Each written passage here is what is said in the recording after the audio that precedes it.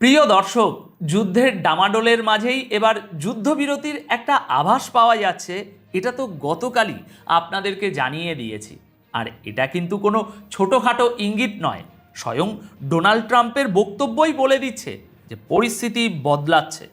তিনি বলছেন আগামী 5 দিনের মধ্যে অনেক কিছুই চূড়ান্ত হয়ে যেতে পারে।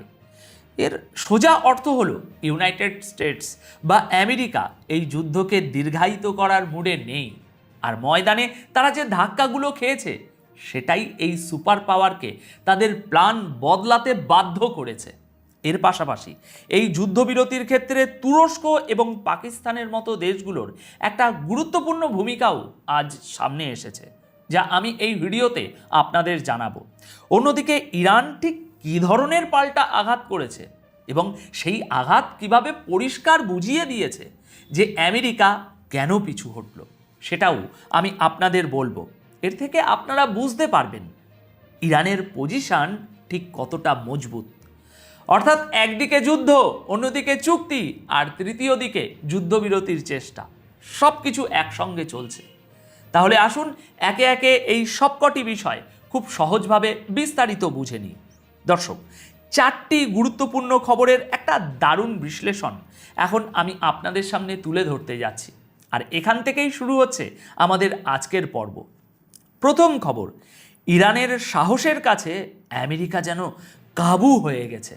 ডোনাল্ড ট্রাম্প যুদ্ধবিরতির ইঙ্গিত দিয়েছেন, আর এই যুদ্ধবিরতি সুপার পাওয়ারের সবচেয়ে বড় পরাজয় হিসাবেই সামনে আসতে চলেছে। মনে রাখবেন, সেটাও আবার মাত্র 5 দিনের মধ্যে। যুদ্ধের মাঝে আসা এই জটিল অথচ অত্যন্ত গুরুত্বপূর্ণ খবরটি একটু মন দিয়ে শুনুন। একদিকে হুমকি, অন্যদিকে চুক্তি, আর তার সাথেই চলছে যুদ্ধ শেষ করার আলোচনা। ডোনাল্ড ট্রাম্প প্রথমে ইরানকে 48 ঘন্টার মধ্যে মাথা নত করার হুমকি দেন, তা না হলে সব ধ্বংস করে দেওয়ার কথা বলেন। আর এখন সেই ট্রাম্পই বলছেন যে আগামী 5 দিনের মধ্যে যুদ্ধ শেষ হতে পারে। ট্রাম্প ইরানের পাওয়ার প্ল্যান্টগুলোতে হামলার যে ছক কষেছিলেন সেটাও 5 দিনের জন্য স্থগিত করে দিয়েছেন। বলেছিলেন না, আমরা সব পাওয়ার প্ল্যান্ট ধ্বংস করে দেব, কিন্তু সেই প্ল্যানও 5 দিনের জন্য পিছিয়ে গেল। গতকাল 23শে মার্চ 2026-এর খবর অনুযায়ী ডোনাল্ড ট্রাম্প বলছেন যে ইরান নাকি মরিয়া হয়ে চুক্তি করতে চাইছে।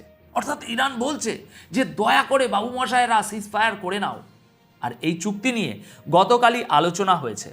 ট্রাম্প বলছেন এই আলোচনায় ট্রাম্পের জামাই জ্যারেড কুশনার এবং স্টিভ উইটকপের মতো মানুষজন উপস্থিত ছিলেন।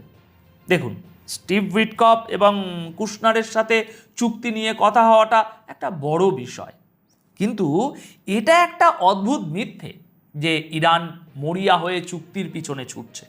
এর মানে হলো একদিকে যেমন যুদ্ধ চলছে, অন্যদিকে পিছনের দরজা দিয়ে আলোচনাও চলছে। এবার এর আসল মানেটা একটু বুঝে নিন।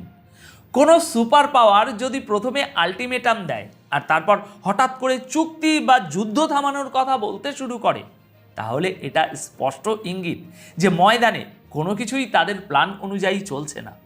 দ্বিতীয়ত, বিজনেস নিউজ চ্যানেলগুলোতে গিয়ে ট্রাম্পের এই ধরনের বক্তব্য দেওয়া প্রমাণ করে যে আসল টেনশন শুধু যুদ্ধ নয়, বরং তেলের দাম এবং অর্থনীতি। শুধু আমেরিকার নয়, আজ গোটা বিশ্বের অর্থনীতি নড়বড়ে হয়ে গেছে।